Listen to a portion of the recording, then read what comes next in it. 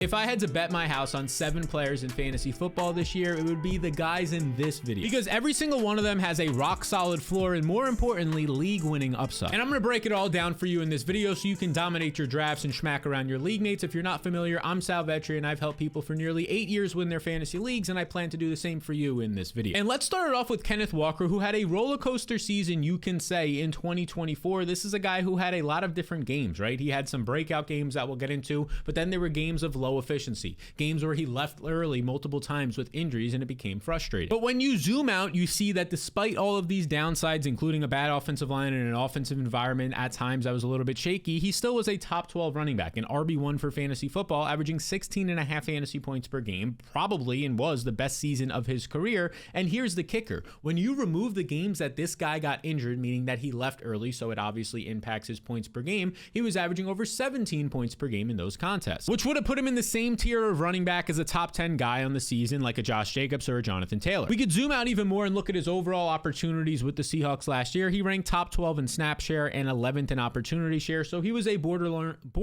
workhorse back. In terms of opportunity share, this is the amount of overall touches and targets you got out of your backfield, so 73% is very strong, especially since he left some of these games earlier and it's a little bit skewed. Overall, this ended up leading to him seeing over 18 touches per game. It was another solid season as a rusher for Kenneth Walker, but something changed in a major way about his role. And what changed was this right here. Out of nowhere, he ends up catching 4.2 balls per game. 46 receptions on the season, was top 12 amongst running backs. Before this, Kenneth Walker was not known for catching passes. Let's just scroll up to his per season totals right here. You can see his first, or the previous 2 seasons, just 27 and 29 catches. Last year, he breaks out for a 46 reception season, and it's not like this was fluky by any means. This was legitimate receiving production, and he became a legitimate receiving threat on a week in and week out basis. I mean, you could see this right here. 2024 leaders in design targets per game according to Fantasy Points data. You can see all guys that you would expect. Von Achane took a step last year. Guys like Alvin Kamara, Rashad White, all these guys, Bucky Irving, who are pass catching running backs.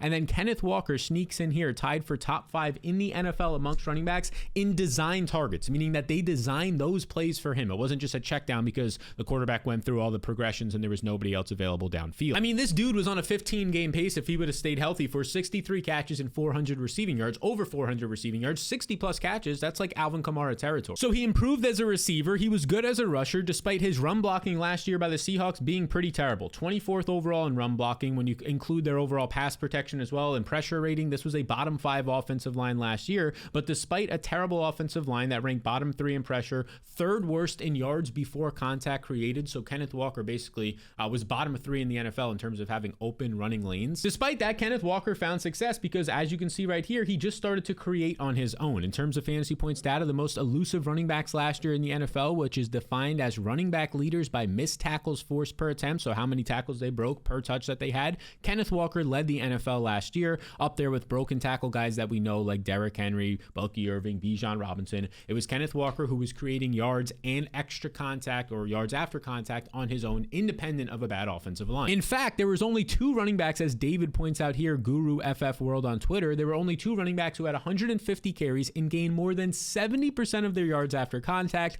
Tank Bigsby, a lot of that came on his first couple of games of the year, and Kenneth Walker. So what does this all mean? It means that we saw his role improve last year. He became a pass catcher running back, a true 3-down back, and even though he had a bad offensive environment, didn't matter, he created on his own. That's somewhat reliable. And if you were to just look at the games according to RotoViz game split tool here, the 7 games before he got injured, this was the first half of the season, Kenneth Walker was averaging 19 fantasy points per game between his receiving yards of 31, which is impressive for a running back, and 56 rushing yards. The guy was averaging nearly 90 total yards per game, as opposed to his final 4 games where he was coming back from injury, getting ramped up a little bit. He only averaged 12 fantasy points per game. So before getting hurt, over 19 fantasy points per game, he was a borderline top 5 running back in fantasy football that first half of the season. And now he's walking into maybe one of the better situations of his career so far. If we look through some of this stuff, you could see DK Metcalf and Tyler Lockett are now gone. So that was like where the offense kind of relied on in the past, with Geno Smith at quarterback also gone. They relied on the passing attack, right? They're going to have a new offensive environment coming in here. You're going to have JSN playing a new role on the outside,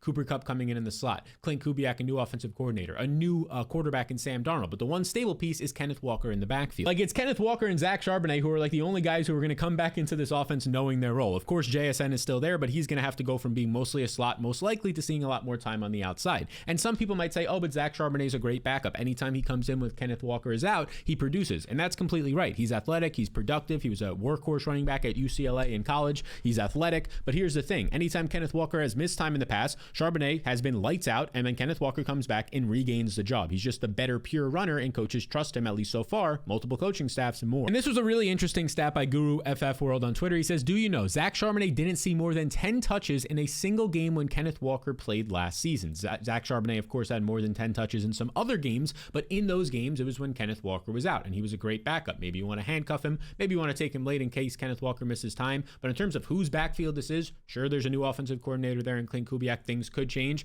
Everything they're saying right now seems to point to Kenneth Walker easily. And here's some information on that new offensive coordinator, Clint Kubiak, who comes over from the Saints. You can see NFL Convo over on Twitter says, in 2024, Clint Kubiak, by the way, is known for feeding his running backs. In 2024 with the Saints, Alvin Kamara averaged over 21 touches per game, despite being an older running back, and 19 fantasy points per game. In 2021, when Clint Kubiak was with the Vikings, he had Dalvin Cook. He gave him nearly 22 touches per game and 16 fantasy points per game, while Cook was coming down from the prime of his career back in 2021. So this is a guy who will feed his workhorse running back, and he's already mentioned that Kenneth Walker is not only that guy on the ground, but also as a pass catcher. I mean, you can see a recent quote from Smola, Jared Smola on Twitter here. Clint Kubiak talks about him. He basically says he's really excited about getting him into the zone running scheme. He also touches on him being important, catching the ball as well, which is important for our running backs. So you can see just getting them touches in multiple different ways. It also helps that this year, although the offensive line doesn't look all that impressive, it still looks like one of the bottom half of the league units. In terms of the schedule that they're going to face this year for running backs, if you look at it, it's ranked in order of easiest on paper right now. Cardinals have an easy one. Saints, San Francisco, Carolina, number 5. So a top 5 running back schedule is for Kenneth Walker in this team.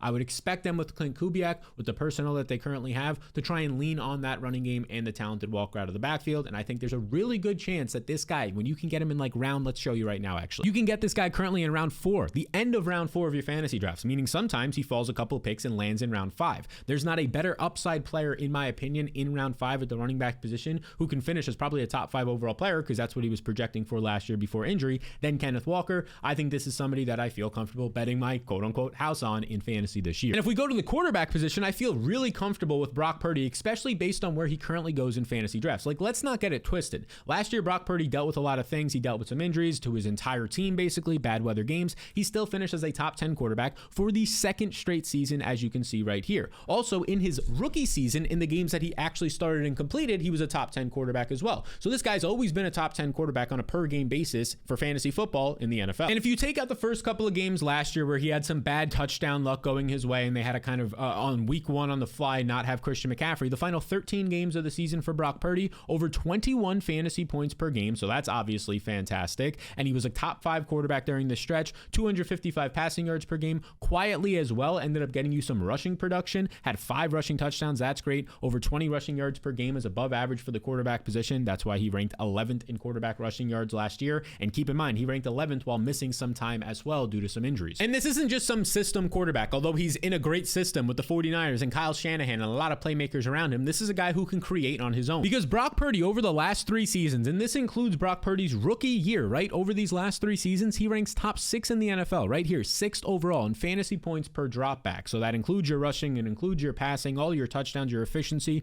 up there with some of the better quarterbacks, obviously Lamar, Hurts, and Allen, the 3 best quarterbacks, Jaden Daniels, top 4 quarterbacks in fantasy drafts right now. Brock Purdy's up there with those guys. But unlike those guys who go in round 2, 3, or 4 of fantasy drafts, Purdy's going in like round 9 right now. And let's just zoom out a little bit about last year. What happened to Brock Purdy? He loses Christian McCaffrey right away. He has a shaky offensive line due to injuries. Deebo Samuel, he loses to injury. Brandon Ayuk, he loses to injury. The offense just was never complete. And despite that, Brock Purdy still gave you 7 games of 20 plus fantasy points, these 300-yard performances as well, and was pretty clutch down the stretch when you needed him most. Now, heading into this year, of course, Deebo Samuel is gone, as you can see right here, but Christian McCaffrey is coming back healthy. They're assuming that they will get Brandon Ayuk sometime back around hopefully week 4 or by mid-season. You're going to have George Kittle back. You're going to have, as of right now, Juwan Jennings is battling somewhat of an injury calf in training camp. He should be good. Ricky Pearsall seems good as he's back in training camp. So the idea is the offensive line is healthier. You get a little bit healthier, especially compared to last year, the second half of the season, unit around Brock Purdy. He already produced last year without those guys. Now some of them are back. And oh yeah, Kyle Shanahan is still designing this offense, and he's always been very quarterback friendly when it comes to fantasy and creating efficiency out of that quarterback and production. Now, there's also a world where Brock Purdy's volume just rises from his 460 attempts last year to over 500 this year. That would help him, of course. And you can see right here, Ryan Heath on Twitter points out Brock Purdy draws the third easiest quarterback schedule in 2025 on paper right now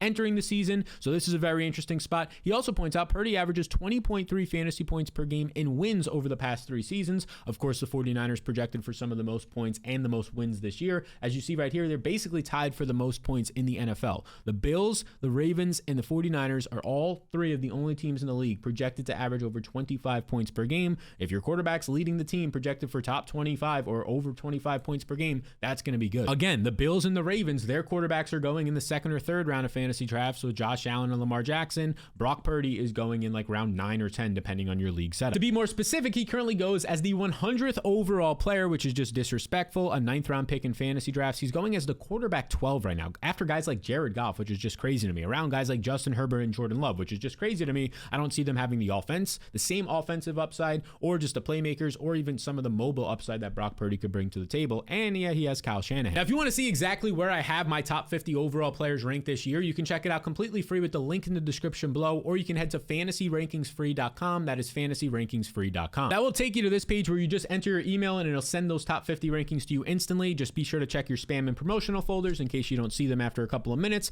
And by the way, that top 50 overall will give you the top 50 highlighted with the best and worst picks in each round and tiered players. It's going to help you with the early rounds of your draft a ton. But if you're somebody who's a serious fantasy player and you want my full top 250 rankings, all my drafting tools, my in-season tools as well to help you from draft day to championship week, that's exactly why I built the Fantasy Blueprint. It's what I use in all my leagues. And over 10,000 people are currently using it for their leagues this year. You can check it out right here. It'll be linked below. It'll take you to this page, or you can go to jointheblueprint.com. That's jointheblueprint.com. You could read some of the testimonials from people from last year right here who are already coming back this year, which just kind of shows you over 85% of people, so almost 9 out of 10 people from last year are coming back this year, which shows you that the product, if they're coming back, was probably pretty good and helped them. So if you want access to all the tools that I use from draft day to championship week that will help you smack around your friends and they'll be like, how did this guy get so good at fantasy? You can check it out, link down below, or you can go to jointheblueprint.com. There's limited spots available left. We just had to open up some more spots for people. They're going to go quick. So if you want it, now's the time to get it. Let's stick with the 49ers and go to Christian McCaffrey, who, yes, he's now going in the 1st round. He was a 2nd round pick earlier this summer in best ball drafts, but he's still somehow undervalued. And here's the deal.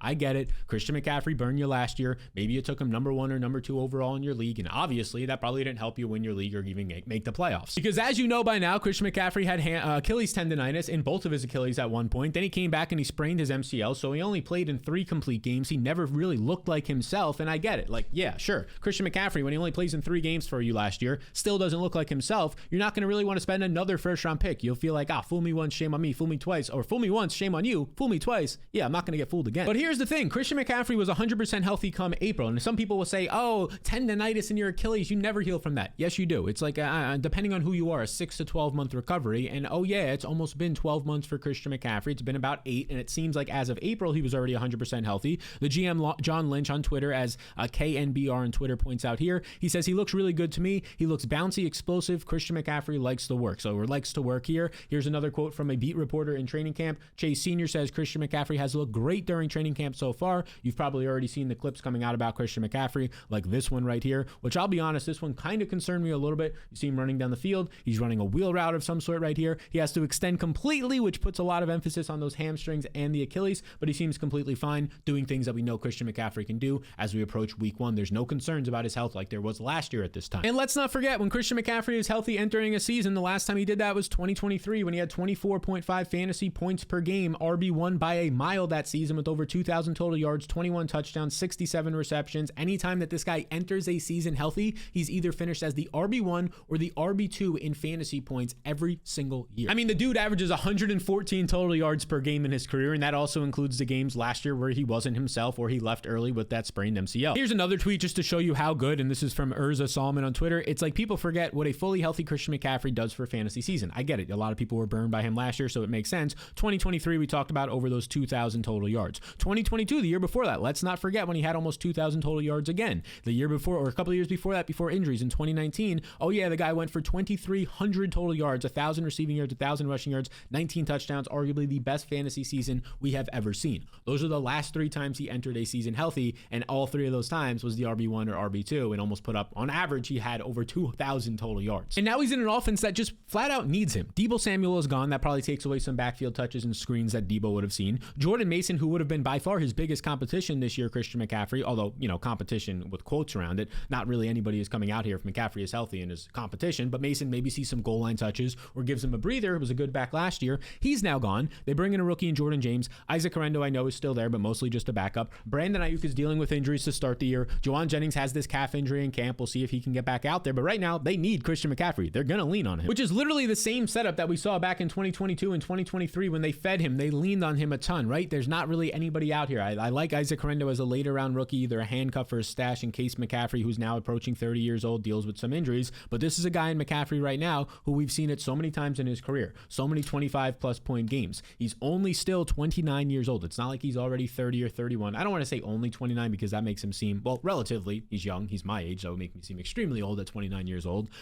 But he's, in terms of running back years, 30 is when you see that first cliff, 32 is when you see the second cliff. At 29, especially since he didn't have a lot of work on his tires because of injuries last season, I think he's going to be okay for this year. And when you look at some of the things right here, first off, we mentioned it earlier with this schedule that Ian Hartitz tweeted. This schedule, if you remember right here, top 3 easiest schedules in the NFL according to Ian Hartitz. Number 1 was James Conner, number 2 Alvin Kamara, number 3 is Christian McCaffrey. So you're also going to give this guy an easy schedule, and we don't have to spend the number 1 overall pick on him. He currently goes on average as the 11th pick in fantasy drafts, meaning he's a second round pick in 10-team formats. He's a late round pick in 12-team formats, often falls to the second round. I would love to be like the 12th pick this year, and maybe a McCaffrey falls to me, and then I could take a Nico Collins. McCaffrey and McCollins, you might have, or McCaffrey and McCollins. McCaffrey and Collins, you might have the RB1 and wide receiver 1 by the end of the year, and it wouldn't be that crazy. So yes, despite the injuries, I'm betting on Christian McCaffrey, and I'm also betting on Chase Brown because, as I've said so many times this offseason, this dude was the RB3 in fantasy points per game the second half of last year. That's not a typo. Yes, he was a top 3 running back in the league the second half when he became the starter. Here's the exact production he was putting up: over 20 fantasy points per game according to RotoViz's game splits tool, and with his 37 receiving yards and 79 rushing yards, he was putting up 116 total yards per game, 24 touches per game. The dude was catching 5 balls per game. He led the NFL amongst all running backs during the stretch, playing 85% of the snaps. If you play 70% of the snaps these days, that's great. 85%. And he had over 90 total yards in every single one of those 8 games to end the second half of the season. He was just a workhorse. He was the focal point of the offense, which they've already said he's going to be this year as well. As you can see from PPR Fantasy Tips over on Twitter, he said once Chase Brown started from week 9 to 17, like we just said, this is where he ranked. Number 1 in rush attempts share per game. So he had 83% of his team's backfield carries, which is insane. If you're above like 65%, that's good.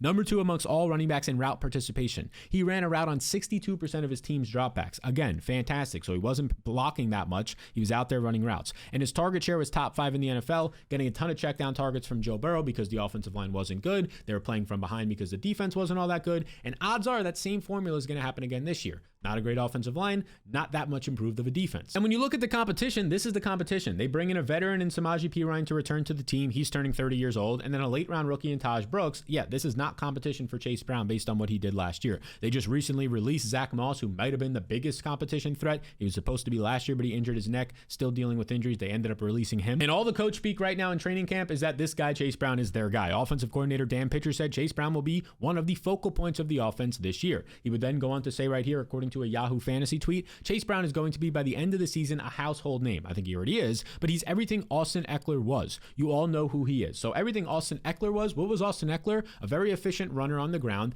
and also a elite pass catching running back, would lead the NFL in yards per touch and like yards per route run at the running back position. Chase Brown's about to be a massive workhorse back. And if anything, he's expected to get some touchdown regression, as you can see here, according to Ryan Heath, in terms of expected touchdowns on Twitter, Ryan Heath Fantasy, expected touchdowns versus actual touchdowns. Chase Brown should have scored more touchdowns based off of his usage last year. He says that Chase Brown got unlucky last year and is due for positive touchdown regression. So the dude already was a top 3 running back the second half of last year, and he actually got unlucky from a touchdown scoring standpoint. It could actually get even better than that. So this is the rare case when you can get like a workhorse running back in fantasy at the end of the second. He now goes from, he used to go in the 3rd round all summer, 4th round to start the summer and back in the spring for best ball, but now he goes as the 24th overall pick, so often going at the 2-3 turn. I love a world where if he's going at the 24th overall pick, that means you could take like whoever you want. If you're a number 1 or number 2 overall pick, say you're number 1 and you take like a Bijan Robinson or a Saquon Barkley, you can then come back around and load up and get another running back, solve your running back position by round 2, and then in round 3 take like a Lad McConkey or an AJ Brown or whoever falls to you there, and that's a really good start to a fantasy draft in my opinion. All right, the next guy up, and yes, this is indeed the 3rd 49er we're talking about because they're just also undervalued right now, is George Kittle, because let's not get it twisted. This guy led all tight ends in fantasy points per game last year, and despite that, he's now going after Brock Bowers. He's now going after Trey McBride in drafts. He's going pretty significantly. Bowers goes 17th overall. McBride goes 27th. George Kittle 36th overall. We're talking 20 picks later than Brock Bowers, despite Kittle scoring more points per game last year than one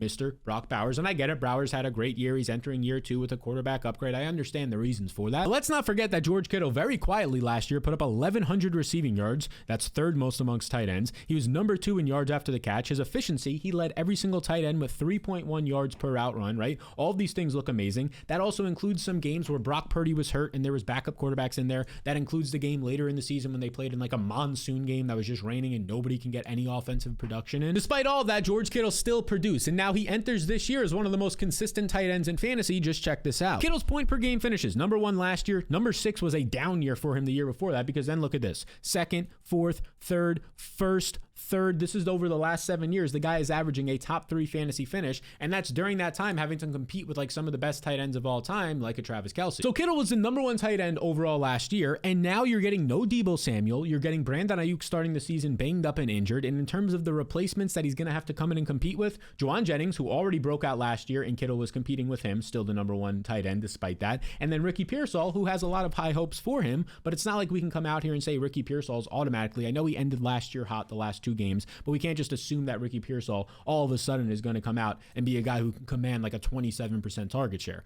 George Kittle's the number 1 option in this passing attack to start the year. And despite that, he now goes as the 36th overall player, so he's going at the end of the 3rd, beginning of the 4th round. If you can get George Kittle in round 4 of your fantasy drafts, in terms of tight end strategy this year, I'm looking to try and get George Kittle in round 4 if he falls a couple picks there. Maybe like a David Njoku in round 9. Otherwise, I'm just waiting on the position. Now, before we get into the next player that you need to be drafting this year, I have to point out just how important tight ends like George Kittle, the guy we just talked about, are in PPR formats like DraftKings Best Ball. Because as you can see right here, George Kittle, this is where he currently goes on DraftKings Best Ball. He goes as the 37th overall pick, so he's actually going a little bit later than other formats. He's currently going in the 4th round, which is awesome for us, and he's going right after guys like Mike Evans, which is a fair spot in the draft to go in the 4th round. But there's a case to be made that Kittle should be going earlier than some other wide receivers and players around him, like a Jackson Smith and Jigba, and definitely a Marvin Harrison Jr. Because if we look at these guys like a JSN who goes 2 picks before, and a Marvin Harrison who goes about a half a round, and sometimes even a round before George Kittle, I just don't agree with this, because DraftKings Best Ball rewards players for PPR, which makes elite tight ends in PPR's points per reception.